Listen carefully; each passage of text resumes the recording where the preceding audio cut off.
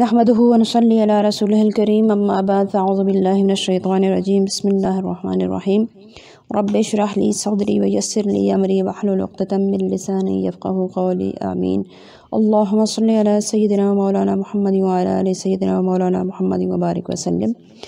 یہ YouTube channel بزم فاطمہ مع القرآن ہے، اس میں ہم قرآن مجید کا لفظی ترجمہ اور مختصر تفسیر پڑھ رہے ہیں۔ تو شروع کرتے ہیں آج کا سبق سورہ بقرہ کی آیت نمبر 258 سے۔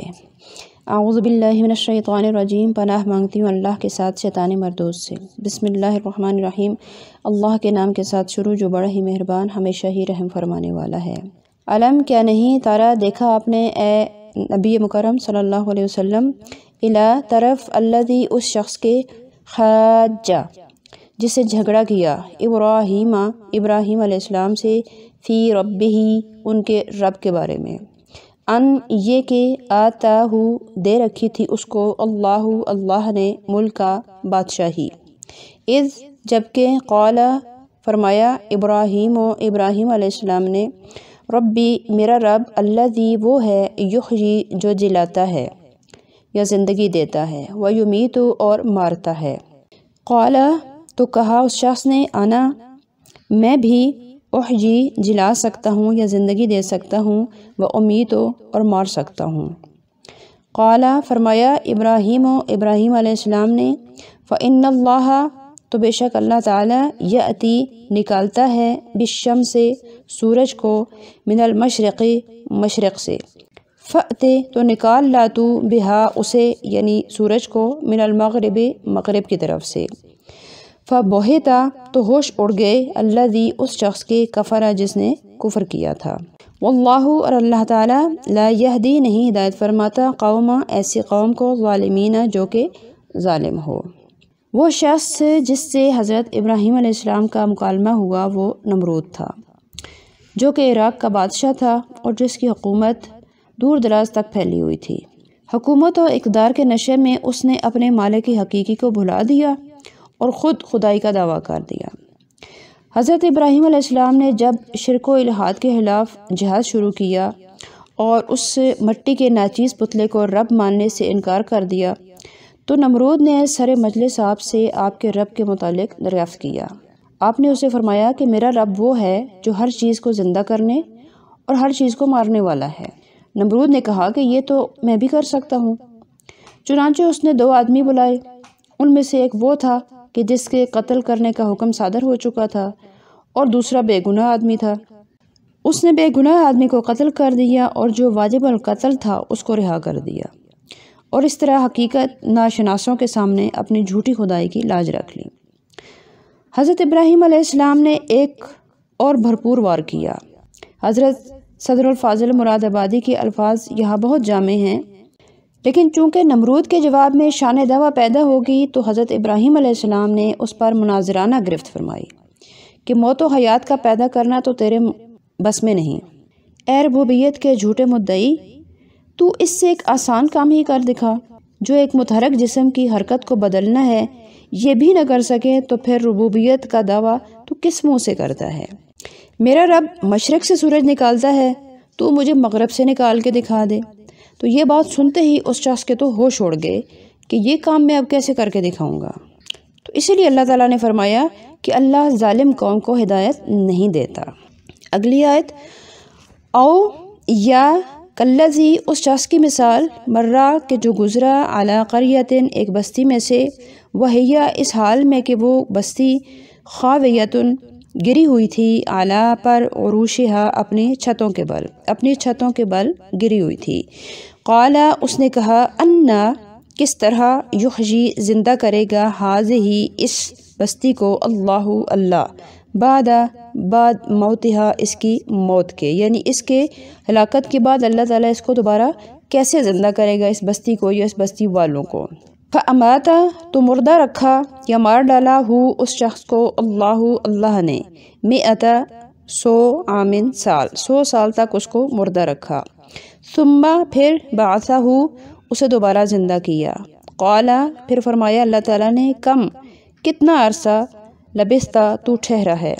قال وہ کہنے لگا لبثت میں ٹھہرا ہوں یومن ایک دن، او یا بعد یومن، دن کا کچھ حصہ۔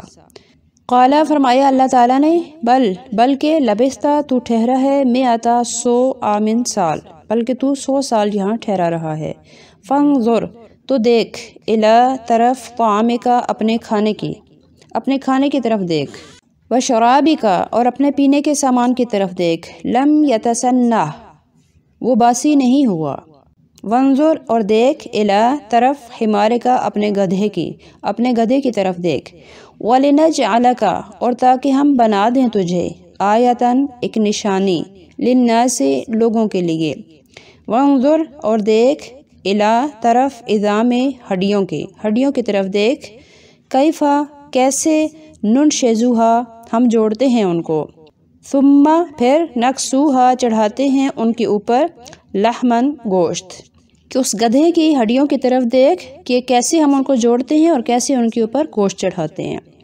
فلما پھر جب تبینہ روشن ہو گئی حقیقت، لہو اس کے لیے، قالا تو اس نے کہا، اعلم میں جان گیا ہوں، ان اللہ بے شک اللہ تعالی، علی پر کل ہر شیء چیز، قدیر قدرت رکھتا ہے، کہ اللہ تعالی ہر چیز پر قدرت رکھتا ہے۔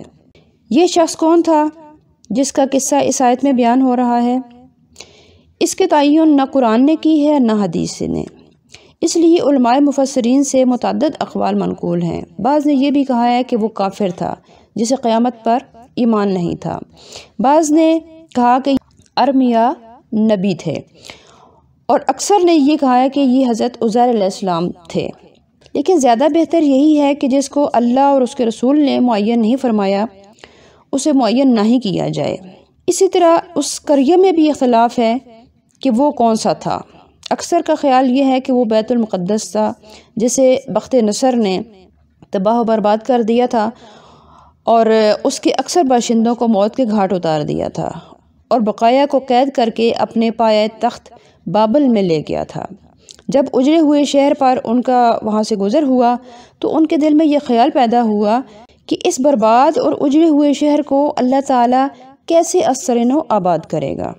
تو اللہ تعالیٰ نے اپنی قدرت کاملہ کا مشاہدہ کرانے کے لیے اسے موت کی نیند سلا دیا، اور اس حالت میں پورا 100 سال گزر گیا۔ اس کے بعد انہیں زندہ کیا گیا اور ان سے پوچھا گیا کہ آپ کتنی مدت اس حالت میں رہے ہو؟ تو انہوں نے جواب دیا کہ 1 دن یا دن کا کچھ حصہ۔ انہیں بتایا گیا کہ نہیں، آپ تو پوری 1 صدی یہاں رہے ہیں، اور دیکھیے میری قدرت کہ آپ کا کھانا جو عام طور پر چند گھنٹے گزر جانے کے بعد بدبودار ہو جاتا ہے وہ جوں کا توں پڑا ہے، اور گدھے کا گوشت پوست جو ہے وہ گل سڑ گیا ہے اور اس کی ہڈیاں بکھری پڑی ہیں۔ اب دیکھیے یہ بکھرا ہوا ڈھانچہ ہم کیسے جوڑتے ہیں اور گوشت پوست کیسے آنے واحد میں اس پر نمودار ہو جاتا ہے۔ جب ان تمام امور کو انہوں نے بچشم خود مشاہدہ کر لیا تو کہنے لگے کہ میں نے دیکھ لیا کہ اللہ تعالیٰ جو چاہے وہ کر سکتا ہے۔ یہاں علم بمانے رویت کے ہے کہ میں نے دیکھ لیا، یعنی میں نے جان لیا کہ اللہ تعالیٰ کس طرح سے مردوں کو زندہ فرماتا ہے۔ اگلی آیت، وَإِذْ اور یاد کرو جب، قَالَ عرض کیا تھا، ابراہیم علیہ السلام نے، ربی اے میرے رب، ارنی دکھا مجھے، کیفا کیسے، تخجی تو زندہ کرتا ہے، موتا مردوں کو۔ قال اللہ تعالیٰ نے فرمایا، اولم کیا نہیں تؤمن تجھے یقین، قال عرض کی، بلا ہاں یقین تو ہے، ولیکن اور لیکن، لیطمئن تاکہ مطمئن ہو جائے، قلبی میرا دل۔ قال تو اللہ تعالیٰ نے فرمایا، فخذ تو پکڑ لو، اربعۃ 4 من الطیر پرندے، فسر تو مانوس کر لو، ہننا ان پرندوں کو، الیکا اپنے ساتھ، ثم پھر اجعل رکھ دو، علی پر، کل ہر، جبل پہاڑ، ہر پہاڑ کے اوپر رکھ دو، من ہننا ان سب کے، جزءاً ٹکڑے، ثم پھر ادعو بلاؤ، ہننا ان پرندوں کو، یأتینک آ جائیں گی آپ کے پاس، سعین دوڑتے ہوئے، وعلم اور جان لو، ان اللہ بے شک اللہ تعالی، عزیز بڑا ہی غلبے والا، حکیم بڑا حکمت والا ہے۔ اب اللہ تعالیٰ اپنی قدرت کاملہ کا ایک اور ثبوت پیش فرماتے ہیں۔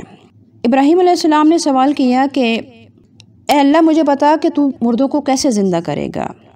لیکن اس سوال سے یہ نہ سمجھ لیا جائے کہ حضرت ابراہیم علیہ السلام کو اس بات کا یقین نہیں تھا یا وہ متردد تھے، ہرگز نہیں، کیونکہ یہاں سوال کیفا سے ہو رہا ہے، اور کیفا سوال اس چیز کی حالت دریافت کرنے کے لیے کیا جاتا ہے کہ جس کے موجود ہونے کا یقین ہو۔ یہاں آپ کی زبان سے کہلوا دیا بلا، کہ مجھے پورا ایمان ہے، یہ اس لیے تاکہ کسی کو شک کرنے کا موقع ہی نہ ملے۔ تو جب ایمان و یقین پہلے سے حاصل ہے تو پھر اس سوال کا کیا مطلب؟ اس کی وجہ بتائی کہ پہلے مجھے علم الیقین تو ہے، لیکن اگر تو مجھے اپنی قدرت کا مشاہدہ کرا دے تو مجھے عین الیقین کا مرتبہ حاصل ہو جائے گا۔ اور اس سوال سے یہ بھی ثابت ہو گیا کہ اطمینان خاطر کے لیے اس قسم کے سوالات اپنے استاد اور مرشد کامل سے پوچھ لینا جائز ہے۔ اللہ تعالیٰ نے اپنی قدرت کاملہ کا مشاہدہ کرانے کے لیے حضرت ابراہیم علیہ السلام کو حکم دیا کہ آپ 4 پرندے لیں، انہیں اپنے ساتھ مانوس کر لیں، پھر انہیں ذبح کر کے ان کے ٹکڑے ٹکڑے کریں اور پھر انہیں آپس میں ملا دیں، پھر ان ملی جلی بوٹیوں کے 4 حصے کر لیں اور ایک ایک حصہ ایک ایک پہاڑی کے اوپر رکھ دیں، پھر ان پرندوں کو اپنی طرف بلائیں اور اپنے رب کی قدرت کاملہ کا مشاہدہ کریں۔ جب حضرت خلیل نے ایسا کر کے ان کو بلایا تو انہوں نے اپنی آنکھوں سے مشاہدہ کیا کہ وہ متفرق بوٹیاں اکٹھی ہوئیں، بکھرے ہوئے پر جمع ہو گئے، اور وہ پرندے پھڑپھڑاتے ہوئے جلدی جلدی حضرت ابراہیم علیہ السلام کی خدمت میں حاضر ہو گئے۔ تو حضرت ابراہیم علیہ السلام نے اپنی آنکھوں سے مشاہدہ کر لیا کہ اللہ تعالیٰ مردوں کو کیسے زندہ کرے گا، اور کیسے ان کے اجزاء جوڑے جائیں گے، اور کیسے ان ہڈیوں کے اوپر گوشت چڑھے گا، اور کس طرح سے وہ دوبارہ سے انسان بن کر اٹھیں گے اور زندہ ہوں گے دوبارہ اور اپنا حساب کتاب دیں گے۔ آج کے لیے اتنا ہی۔ اگر آپ نے ہمارے سابقہ اسباق نہیں دیکھے سنے تو اس ویڈیو میں ان کے بٹن موجود ہیں، پریس کیجئے، انہیں بھی دیکھیے سنیے اور اپنے دوستوں میں شیئر کیجئے۔ چینل کو سبسکرائب کریں اور ویڈیو کے نیچے کمنٹ ضرور کیا کریں۔ آپ کے کمنٹ ہماری حوصلہ افزائی بھی کرتے ہیں اور رہنمائی بھی کرتے ہیں۔ اپنی دعاؤں میں ہمیں یاد رکھیے گا۔ السلام علیکم ورحمۃ اللہ وبرکاتہ۔